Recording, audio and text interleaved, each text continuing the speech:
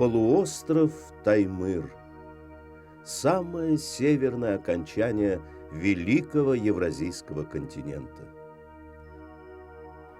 9 месяцев в году эта земля находится под снегом, а снаружи властвует пурга и стужа.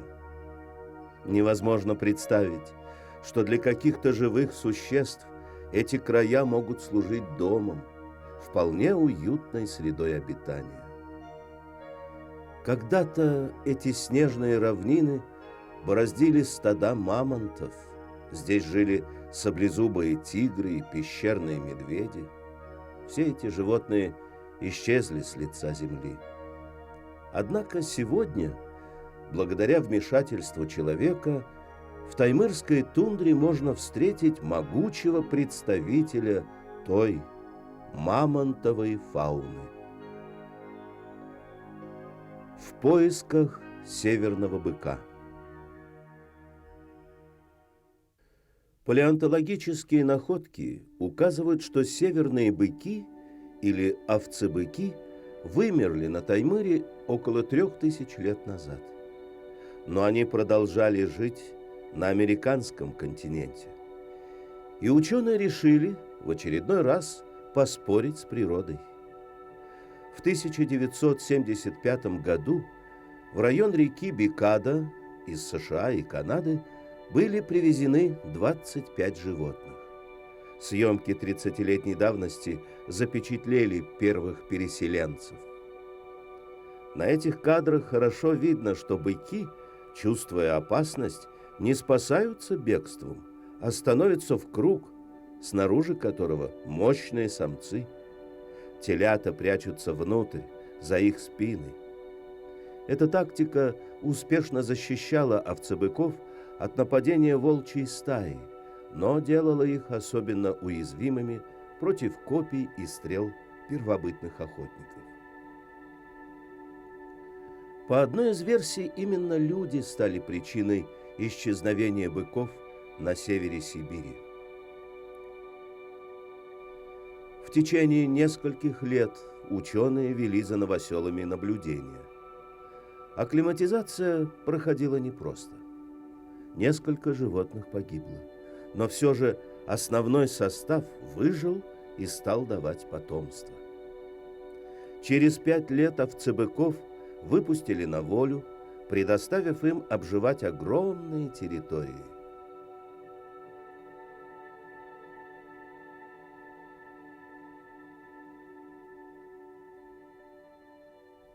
С тех пор прошло четверть века. Сегодня, по некоторым оценкам, на Таймыре 4000 особей северного быка. Мы отправились в эту суровую страну, чтобы встретиться с потомками переселенных сюда животных. Это совершенно дикий мир, растянувшийся на 1000 километров. Сегодня 12 июля. В тундру уже пришло лето.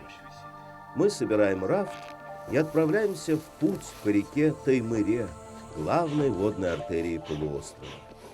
Нам предстоит проплыть от ее верховьев до Северного Ледовитого океана 600 километров.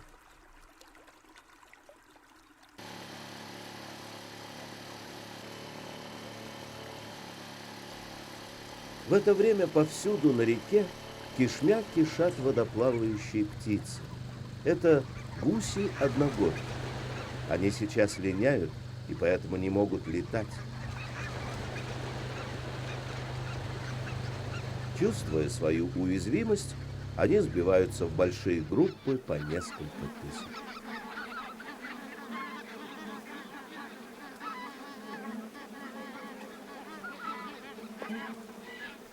Для большинства птиц сейчас пора насиживания яиц. Мы то и дело натыкались на гнезда.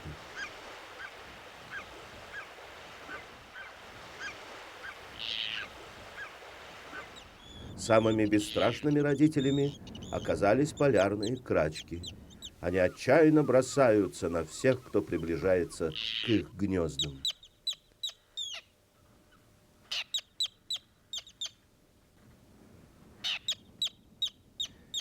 Эти маленькие птицы – рекордсмены по длине сезонных перелетов. Зиму они проводят на островах Антарктиды, то есть дважды в год совершают путь от одного полярного круга к другому. Еще бы им не заботиться о птенцах. А иначе здесь нельзя. Стоит ненадолго отлучиться, и твое потомство погубит чайка или поморник. Но сами чайки очень заботливые матери.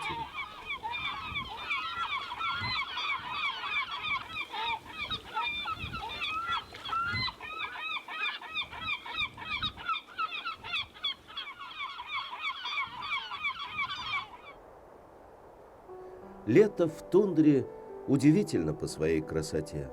Сердце радуется. И так странно осознавать, что мы здесь одни. И все это существует независимо от нас. Не окажись мы здесь, цветы были бы так же прекрасны. Это как Эдем до сотворения человека. Все уже существует, но не имеет имени. И, кажется, нисколько в нем не нуждается. Мы плывем уже несколько дней, но вокруг только птицы, цветы и еще комары. Оглядывая тундру, мы не замечали никаких признаков обитания здесь овцебыка. Не было даже оленей, которые летом поднимаются в эти места огромными стадами. А река, не обращая внимания на наше беспокойство, спокойно несла нас дальше. И за очередным ее изгибом мы увидели диких оленей. Их было великое множество.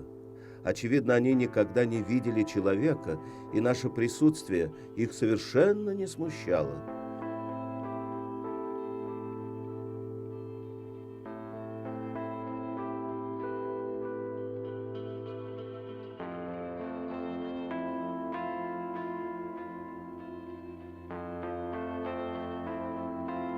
Они то мирно паслись, то вдруг резко снимались с места и начинали двигаться по непредсказуемым маршрутам. Но все эти внутренние вихри были подчинены одному большому движению. Олени шли на север. Нам было с ними по пути. После первой встречи мы видели их постоянно.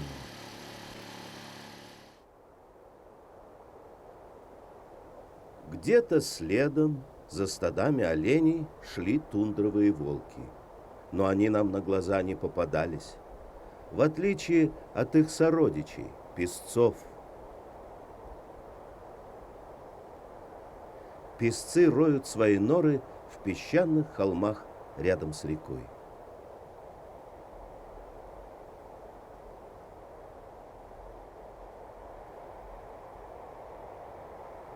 Они часто приходили к нашим стоянкам, почуяв запах рыбы.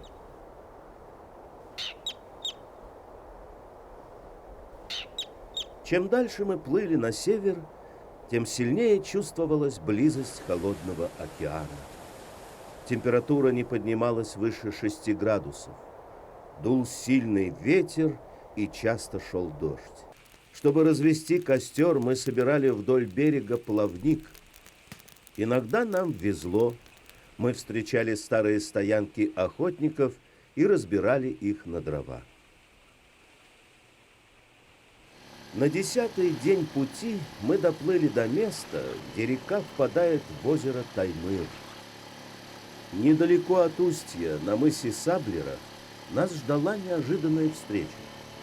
Мы увидели людей. Здравствуйте!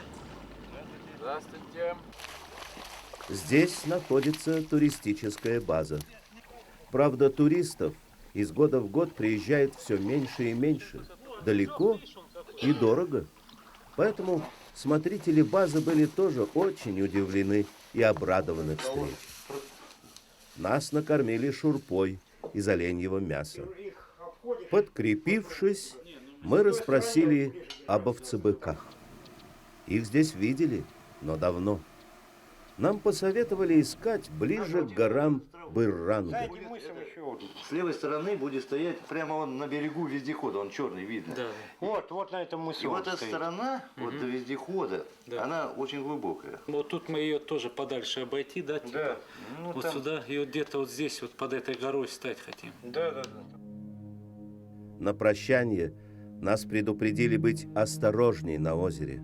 Оно известно своими штормами и погубило немало людей. Поблагодарив гостеприимных хозяев, мы отправились дальше, пока погода стояла тихая.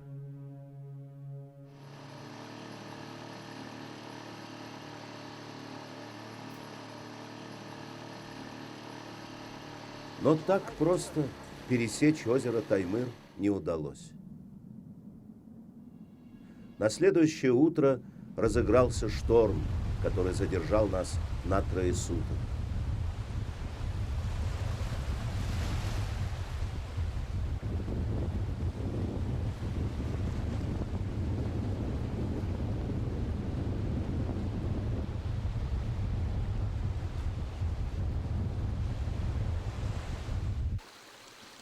Это время мы провели в поисках овцебыков. Увы, безрезультатно. Зато повсюду видели диких оленей и гнезда птиц.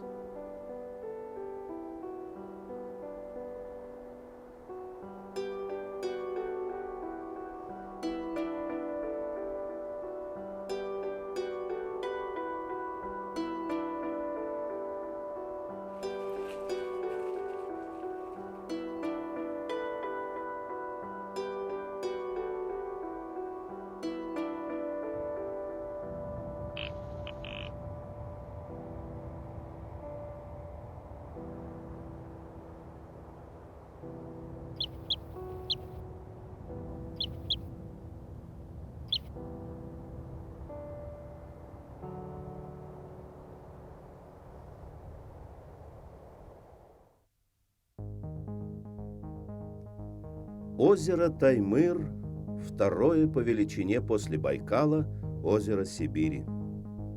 Хотя, по сути, это сильно расширенный участок реки Верхней Таймыры. Бежала себе река в незапамятные времена, да попала в большой прогиб земной коры и постепенно заполнила его до краев. Вода начала искать выход. В то время горы Быранга покрывал ледниковый щит, и она побежала на восток, где пробилась к выходу в Хатангский залив.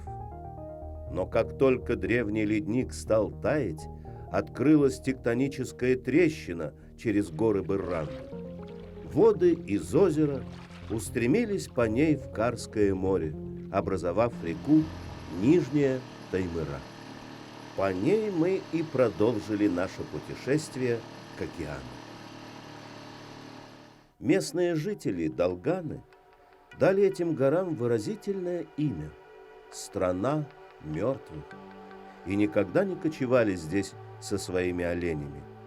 В этих горах, по им представлениям, находились души умерших.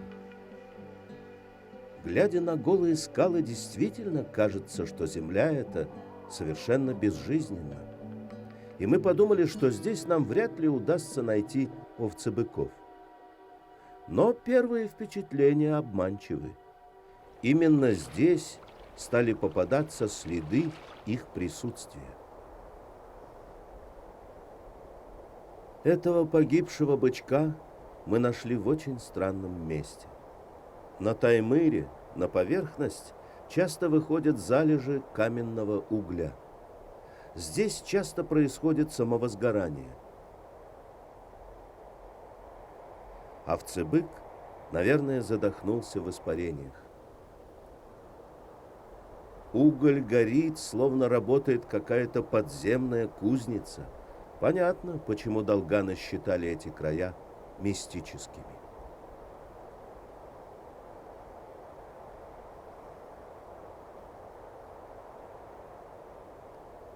Неподалеку мы обнаружили и то, что стало причиной появления каменного угля. Окаменелый остаток дерева. Этот небольшой фрагмент весит почти 10 килограммов. 300 миллионов лет назад на Таймыре шумели тропические леса.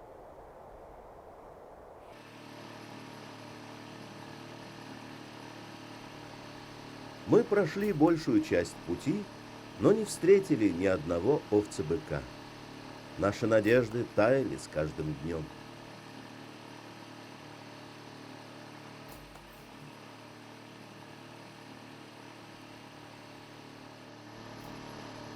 Но вот вдалеке наше внимание привлекла черная точка. Она медленно перемещалась. Вот он, тот, кого мы так долго искали. Почему же он один? Обычно эти животные ходят стадом. Но как хорош этот бык-отшельник! Настоящий странник северных пустынь. Овцебык спокойно шагал по тундре. Но, заметив нас, стал рыть рогами землю, верный признак агрессии. Еще бы ему не возмущаться, он хозяин этих мест.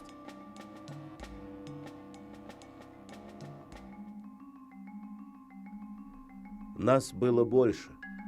Оценив, что силы не равны, овцебык решил удалиться.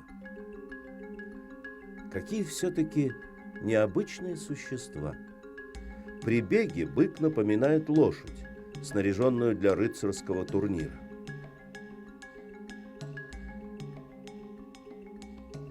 Овцебык исчез из поля видимости. Он ушел в свой мир, наверное, несколько озадаченный встречей с людьми. Если подумать, ничего странного нет в том, что овцебыки облюбовали горы Бырранга. Морозы им не страшны, хотя средняя температура января здесь минус 33 градуса. Не боятся они и злых ветров, продувающих горные ущелья. Быки хорошо одеты для жизни в таких условиях. Здесь, под действием холода и ветра, снег становится прочным и не проваливается под их тяжестью. С наветренных склонов он, наоборот, сдувается, и можно легко найти пищу.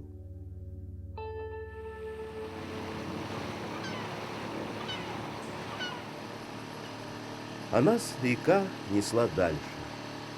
Пройдя хребет Бырранга, нижняя Таймыра углубилась в каньон. Берега стали обрывистыми.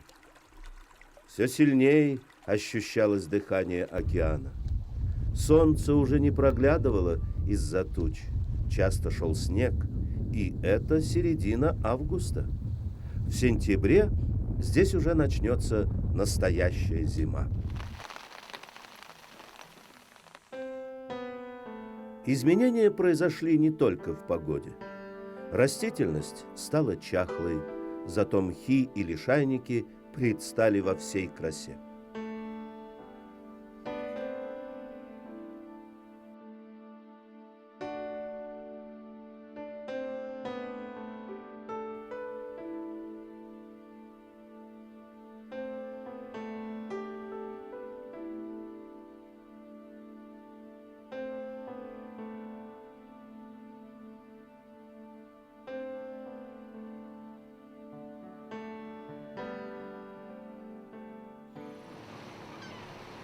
Мы добрались до низовья реки, где в нее впадает ее левый приток река Шренг, образовавшая живописный каньон.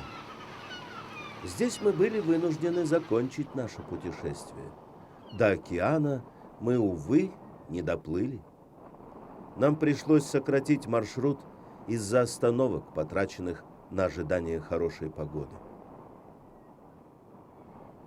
Последняя рыбалка на Шренке оказалась удачной и несколько подняла наше настроение.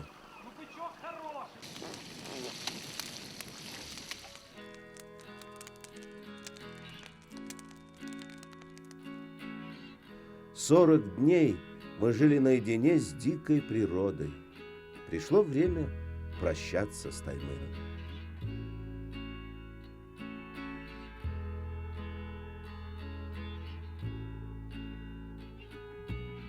Мы не встретили стада северных быков. Хотя по оценкам ученых сейчас на полуострове 4000 животных. Если учесть его размеры, то, очевидно, такие встречи еще очень редки.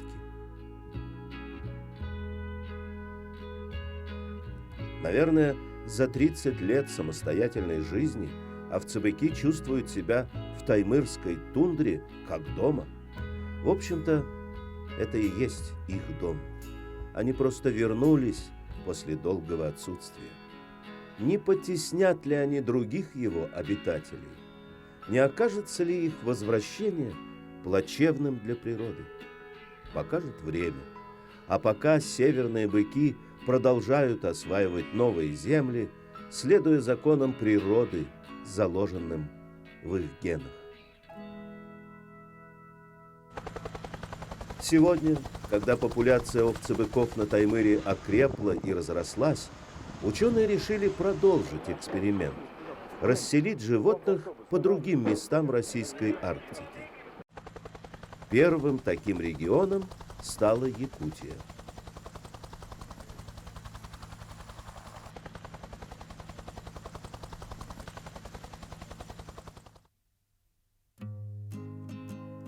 Прежде чем отправиться на поиски животных, выпущенных в дикую природу, мы посетили самый северный зоопарк мира – Орто-Дойду, расположенный недалеко от Якутска.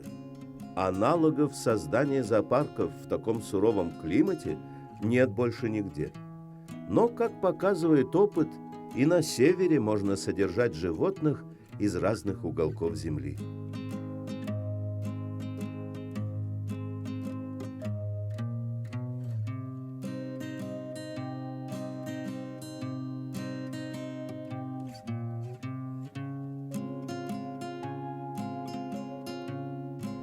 Среди обитателей зоопарка овцебык – один из немногих, кому не нужно было привыкать к экстремальным природным условиям. Овцебыков в зоопарке 3. Бык Борька, наверное, один из самых буйных его обитателей. Он не позволяет счесывать ухаживающим за ним людям старую шерсть не только с себя, но и со своей подруги Соскеланы. Так они и ходят в обносках. Свой характер он продемонстрировал и перед камерой.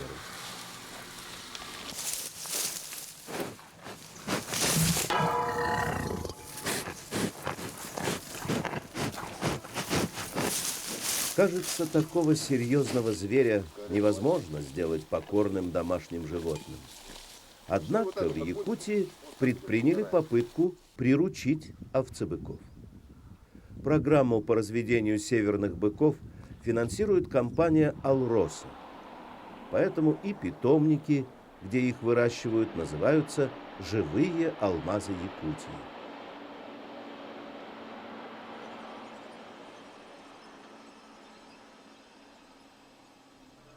Первая такая ферма появилась в 160 километрах от города Мирный в поселке Тас-Юрях. Животные в вольерах разделены по возрасту, потому что старший бык не терпит молодых конкурентов. Как, впрочем, и всех, кто, как ему кажется, способен посягнуть на его гарем или задевает его честь.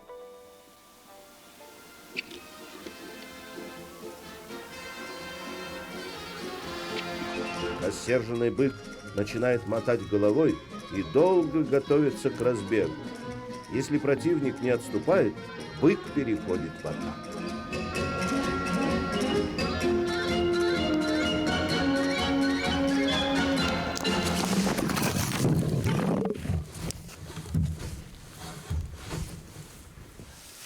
В республике с этими животными связывают большие надежды.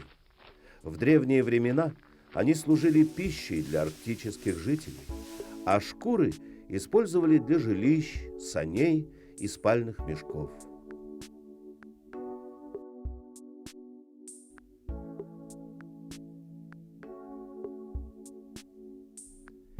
Шерсть овцебыков называется кивиут. Она в 8 раз теплее овечьей. Из кивиута делают очень теплую и легкую одежду. Недаром сегодня 1 килограмм шерсти овцебыка стоит $300.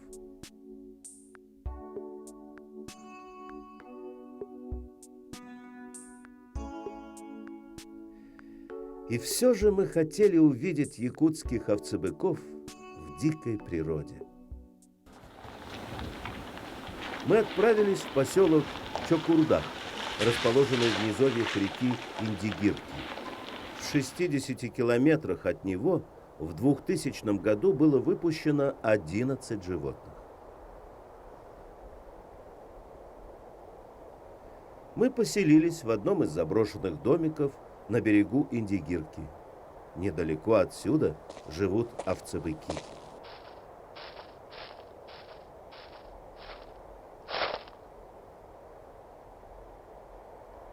В этих местах всюду можно встретить остатки некогда активной промысловой жизни. Это и пасти, так называются капканы для песцов, и целые заброшенные рыбацкие деревни. От тех времен остались своеобразные холодильники для хранения рыбы. Их и сегодня используют приезжие рыбаки.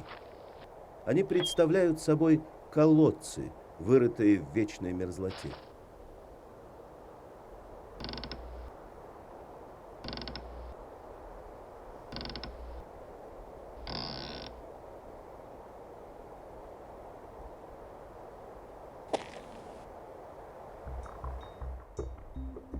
На утро мы отправились на поиски овцебыков и довольно быстро нашли.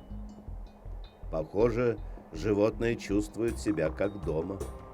Правда, им пришлось сменить рацион. Вдоль берегов в обилии растут заросли ивника, которого не было на их родине, Таймыре. Но, кажется, ивняк пришелся быкам по вкусу.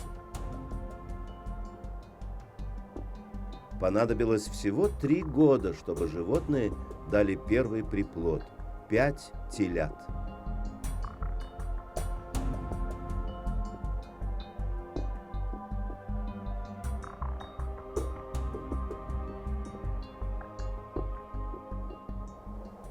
В Канаде и на Аляске спортивная охота на овцебыков давно является немаловажным источником дохода для многих арктических поселений.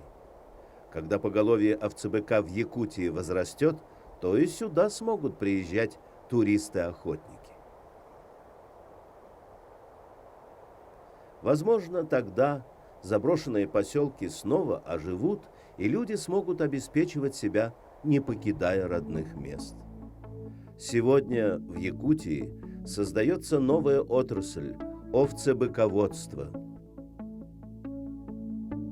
Еще в 1918 году известный канадский исследователь Арктики Вильямур Стефенсон говорил: «Мы привыкли думать, что корова и овца являются наилучшими видами домашнего скота. И нам трудно поверить, что существует животное, которое в случае его приручения окажется более полезным. Я убежден, что в течение ближайшего столетия главным домашним животным в северной половине Канады и в северной трети Азии будет даже не олень, а овцебык». История возвращения овцебыка на север Евразии – один из немногих здравых поступков человека в отношении природы. Благодаря ему в российской Арктике появился еще один вид животных. Северные быки вернулись в те места, откуда много тысяч лет назад исчезли. Сегодня их история начинает новый виток, свидетелями которого мы являемся.